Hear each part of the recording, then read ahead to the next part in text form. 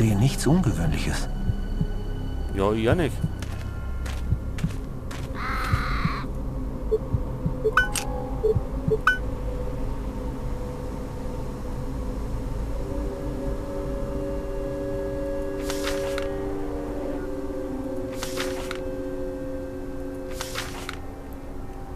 Da hinten.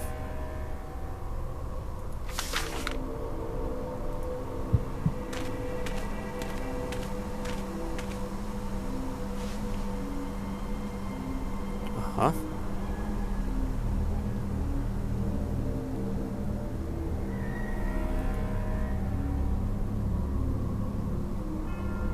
Was haben wir da?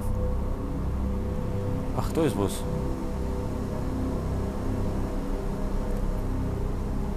So, da steht, die Hure war meiner Zuwendung nicht würdig, also wandte ich mich dem Engel zu.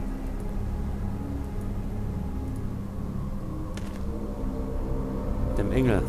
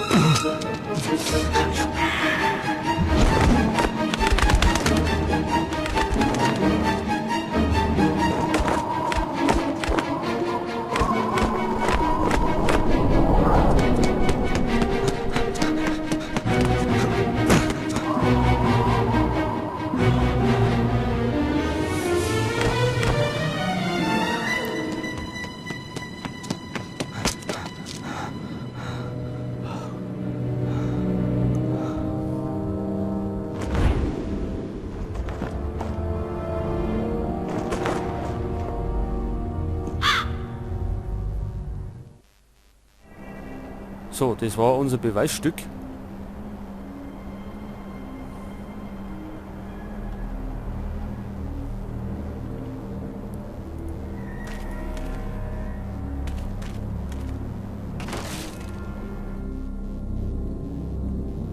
Hey, wer ist denn das?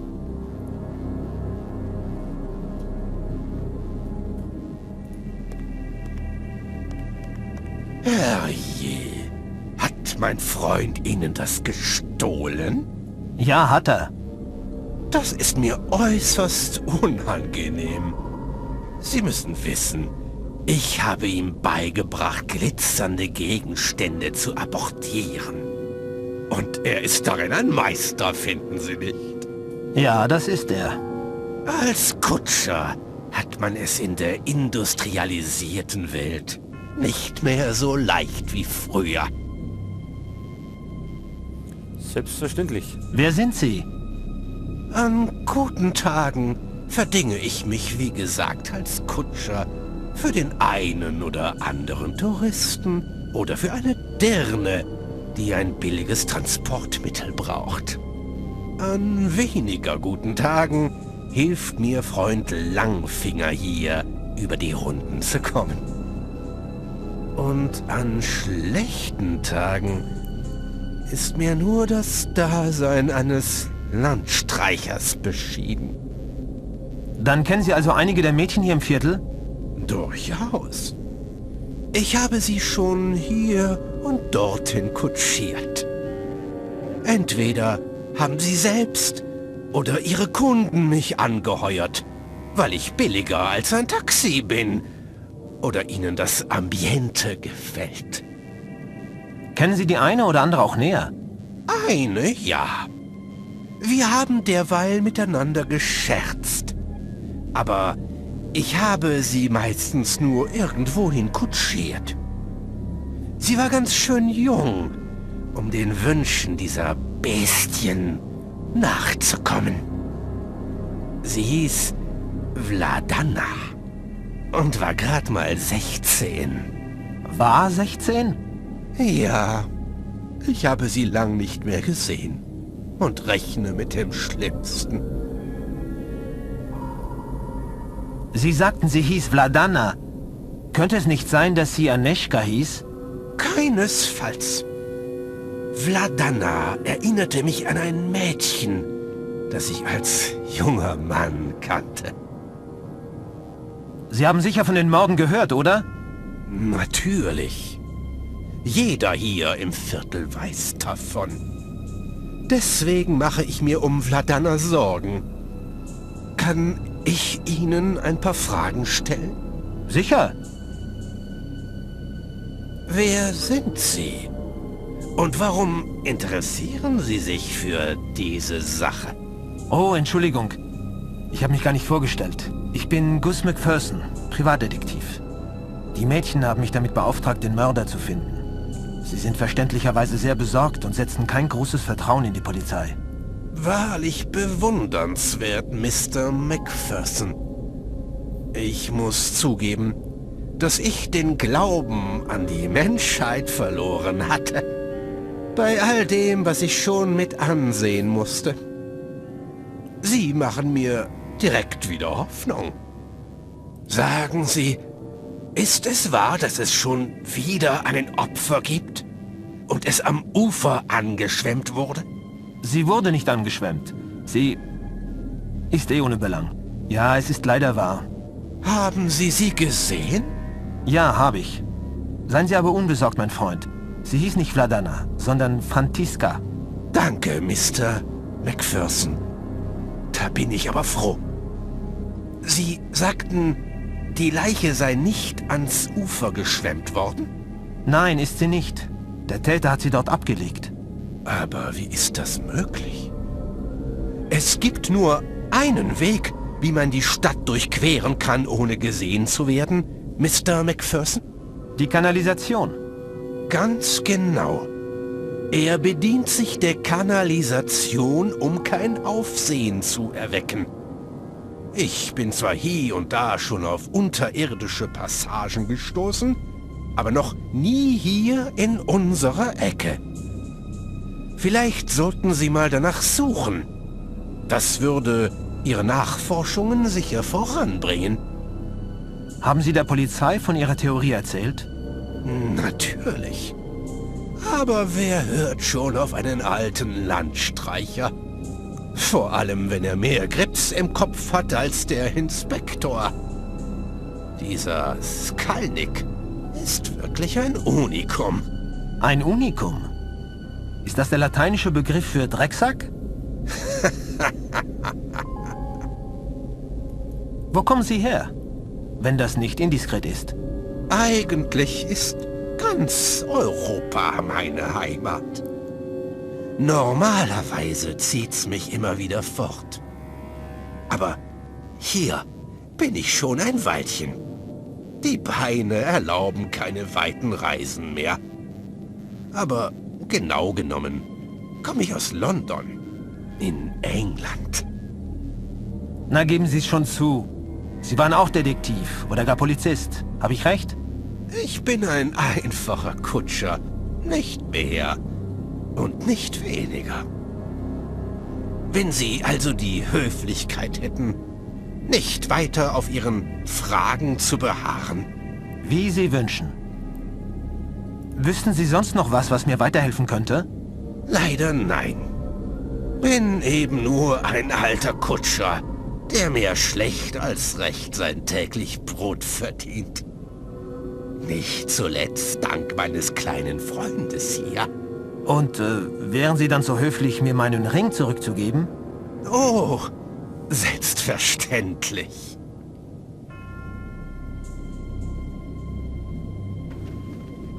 Danke.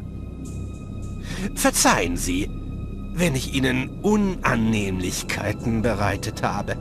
Nicht der Rede wert.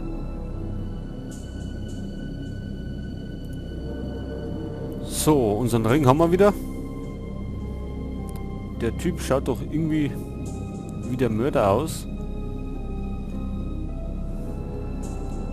Sonst haben wir doch nichts mehr. Gehen wir.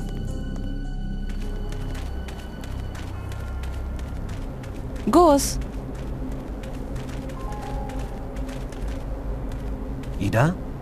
Was machst du denn hier? ich hab was dich vielleicht interessiert. Wolltest du nicht zum Arzt gehen? Ida, tu das bitte nicht. Was denn? Mir helfen, Warum darf ich dir nicht helfen? weil es zu gefährlich ist. Schließlich zieht hier ein Wahnsinniger durch die Straßen, der Frauen überfällt. Ich passe schon auf mich auf. Das glaube ich dir gern. Aber mir wäre lieber, du bliebst an einem sicheren Ort, damit ich mich auf den Fall konzentrieren kann, anstatt mir wegen dir Sorgen zu machen. Wie du willst. Entschuldige. Was hast du denn rausgefunden? Etwas Wichtiges. Als ich den Mädchen ein paar Fragen stellte, erfuhr ich, dass eines der Opfer einen Überfall überlebt haben soll und sich anscheinend am Schrottplatz versteckt hält. Weißt du denn das aus sicherer Quelle? Naja, ist nur ein Gerücht. Aber man kann nie wissen. Willst du es nicht nachprüfen? Doch, tue ich auf jeden Fall. Sei vorsichtig. Keine Sorge. Geh du zum Arzt und dann bitte auf dem schnellsten Weg nach Hause. Ich versprech's. Bis später. Und Ida, Ja? danke für den Tipp. Gern geschehen. Ich lieb dich auch.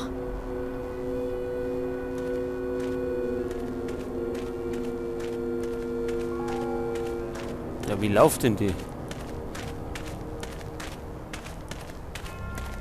Wieder letzte Bauerntrompe. Was haben wir da? Das erinnert mich an den Fall des Brandstifters von der Madison Avenue. Wo geht's durch?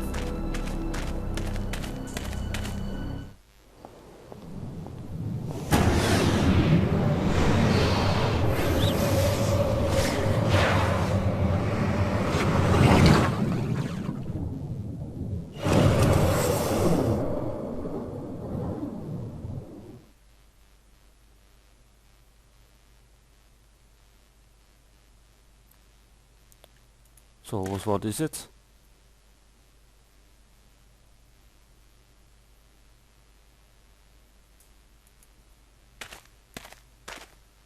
Gibt's da überhaupt irgendwas?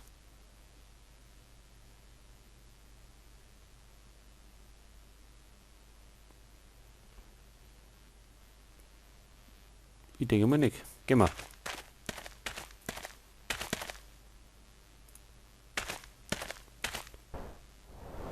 Und zwar zum Schrottplatz.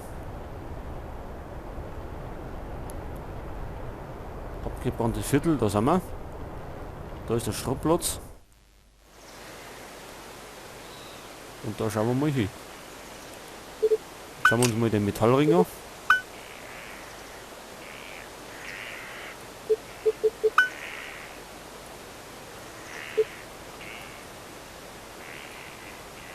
Irgendwas Verdächtiges? Ich glaube nicht.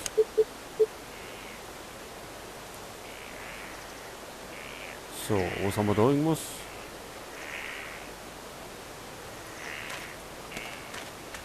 Welcher Blödmann parkt denn hier?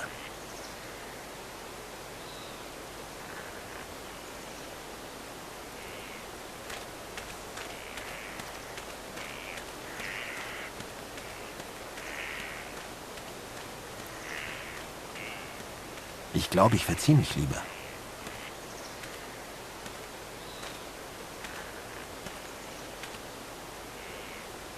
Aha, zum Schrottplatz können wir nicht. Weil der Gorilla wieder da ist. Halt.